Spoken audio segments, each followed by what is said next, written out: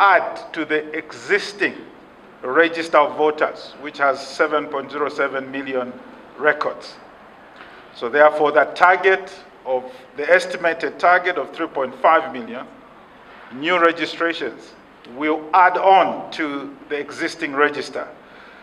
As the chairperson emphasized, those that registered in 2020 and therefore participated in the 2021 general election, and indeed those that have been registering during the continuous registration of voters in the 30 districts across the country need not register again. For those on the register, the only ones we would expect to attend to are those that would require to replace their voters' cards for the reasons shown there, whether the card is lost or damaged, or indeed their details have changed, or probably the most common, which is to transfer from one polling station to another. We also take advantage of this exercise to remove records of the deceased voters from the register. Wish to highlight also that during this mass registration, citizens will be able to register from any registration center. What will just be important is to indicate the preferred polling station. So, by way of example, if the mass registration, you're a Lusaka resident, and for some reason the mass registration of voters finds you in Chavuma, you can go to a registration center in Chavuma, register to vote, and indicate to them that you vote in Lusaka, and our officers will be able to guide in terms of the polling station, your preferred polling station in Lusaka.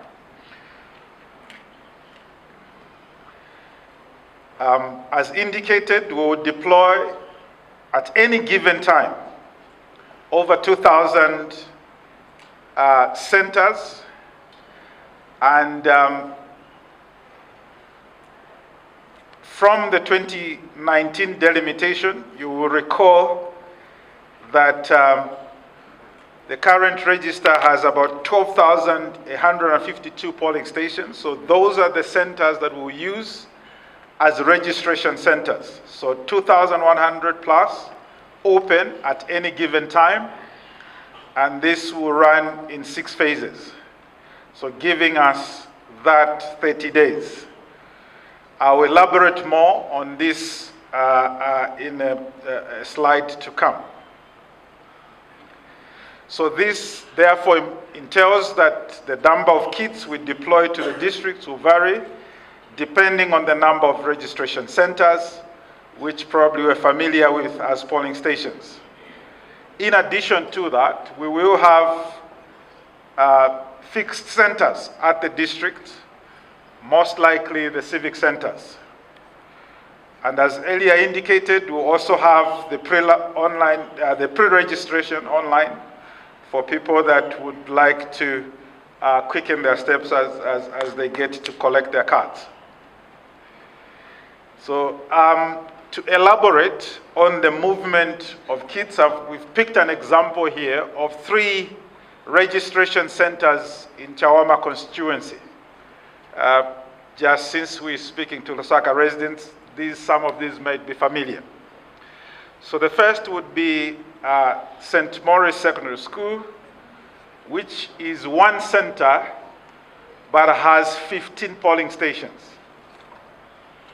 So that means that each of those polling stations deserves a 5-day registration period. And because we're doing this over 30 days, it means at any given time, and this is just an example, we will, for example, in phase 1, from 13th to 17th, the Commission could deploy 3 officers there to be able to register people at St. Maurice Secondary. Then the phase 2 reduced to 2, and then towards the end, again increased to 3. So there will be an officer, or at least 2 officers throughout the 30 days because of the number of polling stations at that center. A second example is the community school. This is near Linda, I think. And it has 6 polling stations. So for them, for the 6 phases, just 1 officer for each phase, meaning there will be 1 kit throughout all the 30 days of registration. Then we have another example of Zamim, Zamim College, which is a very small polling station, meaning the population around the catchment area there is quite small. So for that, again, they are allocated 1 phase. So we've just, for example, indicated there that the kit could be deployed during the 3rd phase. Again, to re-emphasize that as sharing this example deployment, that, for example, it does not stop a voter, nothing stops a voter whose polling station is Zamim College to go to any nearest registration center that is open and register there and indicate that come election day, I will go and vote at Zamim College. So that is the extra provision to be able to make sure that no one is left behind, as the chairperson emphasized earlier in her speech. Just a little more detail on the online registration. So this is another initiative that commenced in 2020, and we're continuing with it in this year's exercise, whereby we will launch a website or portal for people to begin the registration process online. And then later on, they will still have to present themselves before a registration officer for us to be able to collect their biometrics and issue a card. So the applications that will be made online will be reviewed and verified. And once that is done, these applicants should be able to approach any registration officer to be able to access their cards. We will establish special centers because these will be expected to be quicker queues because all the details would have been captured, or that would have remained is to capture the fingerprints and the portraits and then issue the voter's card. Allow me to speak briefly to remind you once again by speaking to the technology that we employ in the voter registration process, which the Commission has been utilizing since 2010. So we will conduct this registration using what are called biometric voter registration kits. And these kits are laptop-based with a fingerprint reader, a camera, signature pad, a printer, and a scanner, as you can see from the picture there. With this equipment, we're able to capture the details of the applicants, so their national registration card number, the dates of birth, names, and so forth. We're also able to capture their biometric data, so their fingerprints, portraits. And then we're able to allocate them to any polling station of choice throughout the country. And in addition, to scan any relevant documents during the registration process. If it is a new registration, we'll get a scan of the national registration card, or if it's someone reporting a deceased person, a death certificate, or indeed any other proof document. Now, after the mass registration, the Commission will demobilize, will roll back the kits to Lusaka for purposes of consolidating all the records that would have been captured. At this stage, then we'll proceed to do the cleaning of the records. We normally refer to this as deduplication.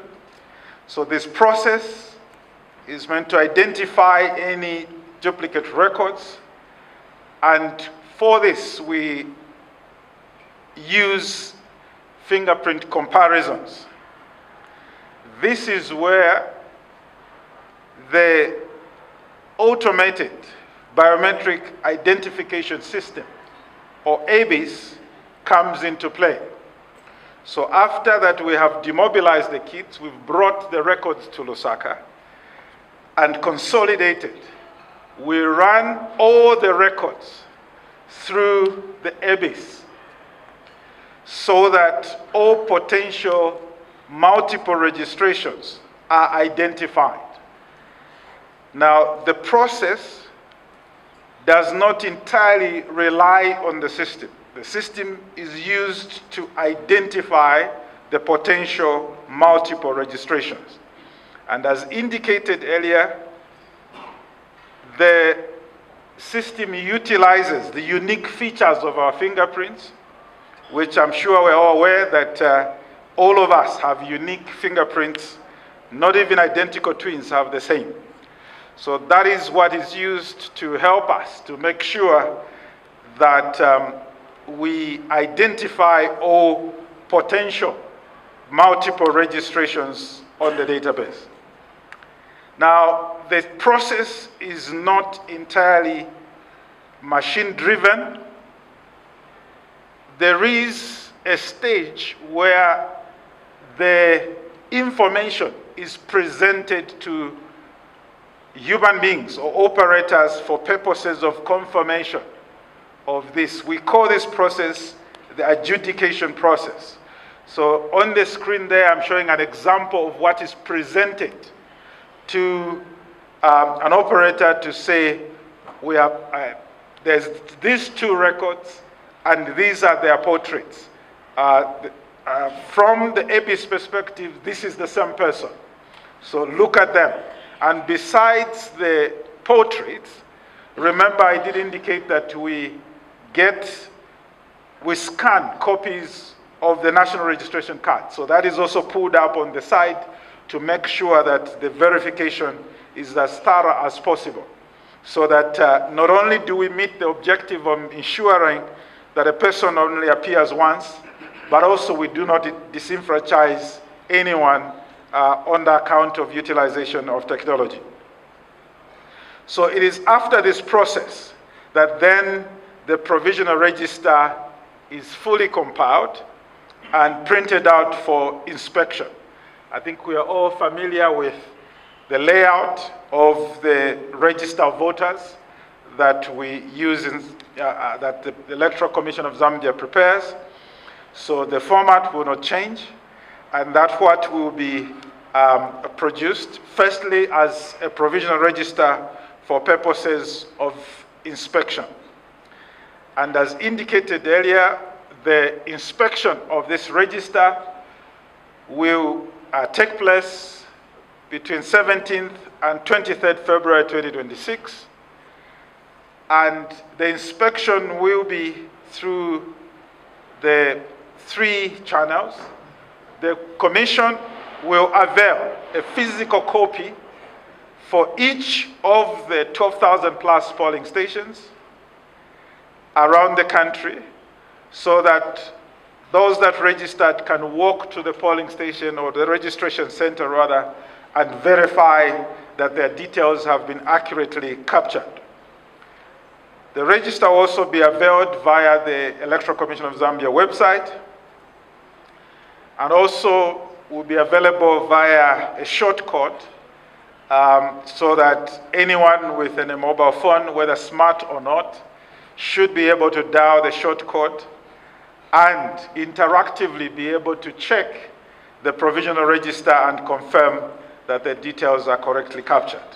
Mechanisms during that inspection period will be provided for those that would require to make follow-ups if there are any amendments to be made, or in the very unlikely event that they have been omitted from the register having applied during the mass registration exercise.